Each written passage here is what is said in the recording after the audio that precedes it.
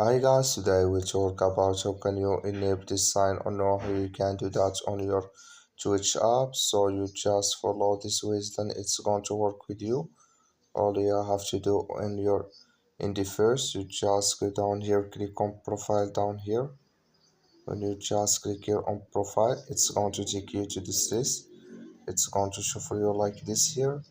You click here on account settings here. So then it's going to take you to this list. You click here on notifications.